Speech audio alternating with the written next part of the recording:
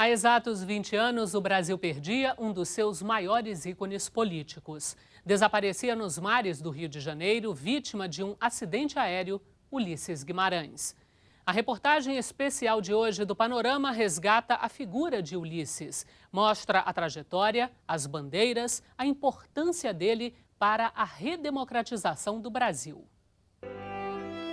No dia 12 de outubro de 1992, há exatos 20 anos, um acidente de helicóptero na região de Angra dos Reis encerrou uma das mais brilhantes carreiras políticas da história do Brasil. O deputado Ulisses Guimarães desaparecia no Oceano Atlântico. Seu corpo nunca foi encontrado. Junto com ele estavam sua esposa, Dona Mora, e o ex-senador Severo Gomes e esposa. Era uma segunda-feira, feriado nacional de Nossa Senhora Aparecida. Ulisses Guimarães morria aos 76 anos, em plena militância política. Ulisses Guimarães. Anticandidato a presidente da República, quando a eleição presidencial era uma farsa. Senhor diretas, no momento em que o Brasil foi para as ruas pedir eleições para presidente. O grande timoneiro, durante os momentos de incertezas, como a morte de Tancredo Neves. Ou ainda o Dr. Ulisses, que presidiu a Assembleia Nacional Constituinte. Ao longo de mais de 40 anos de dedicação ao parlamento e ao Brasil, Ulisses Guimarães ganhou diversos títulos, mas nenhum deles resume o que ele realmente foi, um democrata. Ulisses Guimarães era um democrata na sua essência. Conceitualmente, entendia a democracia na sua versão realmente mais pura, na versão da liberdade das pessoas poderem conduzir o seu próprio destino. E deixou uma grande obra, a Constituição Cidadã de 88. Foi um trabalho de um gigante que venceu os anos de autoritarismo sem ter sido caçado. Isso significava fazer uma ginástica enorme, mas sem abrir mão dos seus princípios democráticos. O deputado Mauro Benevides foi vice-presidente da Assembleia Nacional Constituinte e algumas vezes substituiu Ulisses na condução dos trabalhos.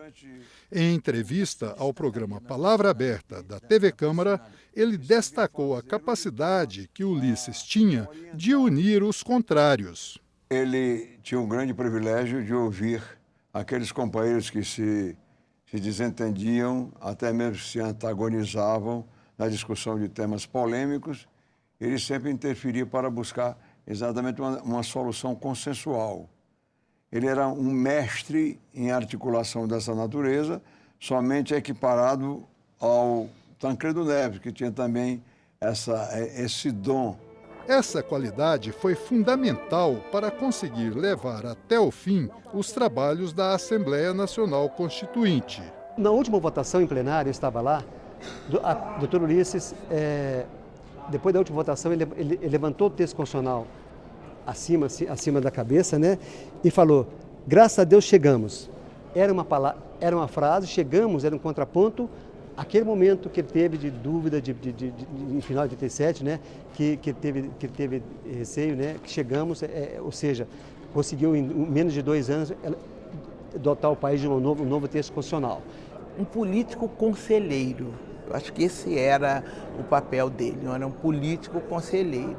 Isso aqui é possível, isso daqui não é, vamos votar. Histórias não faltam desse período em que Ulisses comandou a Assembleia Constituinte.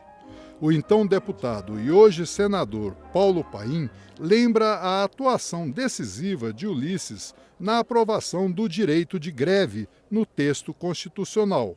Eu queria aprovar o direito de greve e fui falar com ele. Digo: olha, presidente, eu fui de avião, num teco-teco, falar com o Ronan Tito, eu e João Paulo de Monlevade, lá na fazenda dele no interior de Minas. Conseguimos um texto razoável. Aí fui falar com ele, dizer ele: olha, quer um conselho? Você fala com 2 pessoas para você aprovar. Vá pedir para o Jarbas Passarinho, para que ele defenda esse texto, e peça para o Covas pelo outro lado. Fui falar com o Covas disse, olha, de minha parte, está tranquilo. Fui falar com o Jarbas Passarinho, usei o nome do Ulisses. Olha, o presidente Ulisses disse que se eu falasse com você, estaria resolvido. O Passarinho bateu nas costas, o pedido do Ulisses para mim é quase que uma ordem. Deputado Paim, que eu era deputado, né? Deputado Paim, e assumiu. E fomos para o plenário e foi aprovado por unanimidade o direito de greve pela sugestão dada por Ulisses Guimarães. Devemos a Ulisses Guimarães, sim, esta transição política de um regime de força, de um regime autoritário dos militares, para um regime democrático. E ele foi o grande vetor e o grande articulador disso tudo. Tudo isso que a gente vê na chamada Constituição Cidadã, nominada por ele, foi graças a ele. Se ele não quisesse, nada disso estaria na Constituição de 88. Foi o trabalho dele, foi a paciência dele, foi a pertinácia dele, foi a insistência dele de fazer esta ou aquela condição. E, às vezes, quando ele não queria assumir uma determinada posição, ele fazia que não entendia. E acabava esperando um outro momento e que impunha sua vontade. Ambicioso, Ulisses gostava de ser reconhecido e aclamado pela população.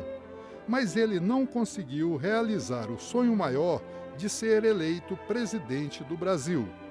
Na única vez em que disputou uma eleição direta para presidente da República, amargou a 7ª posição. A recuperação política de Ulisses veio em 1992, com o processo de impeachment de Fernando Collor. Preocupado com a fragilidade das instituições brasileiras, inicialmente Ulisses agiu de forma cautelosa diante das denúncias de corrupção. Quando novas denúncias surgiram e o povo começou a tomar as ruas, Ulisses aderiu ao movimento dos Caras Pintadas e defendeu o voto aberto durante a votação do impeachment. Foi sua última vitória. A geração atual é uma geração pós-regime militar. A geração de Ulisses foi uma geração pré-regime militar que enfrentou as adversidades do autoritarismo. E eles deixaram, e Ulisses Guimarães, com toda a sua grandeza, deixou junto com eles uma lição de que um país sem democracia é um país que está sujeito a todos os desmandos possíveis. Inclusive, a ausência de democracia deseduca para a cidadania. Isto se cumpra.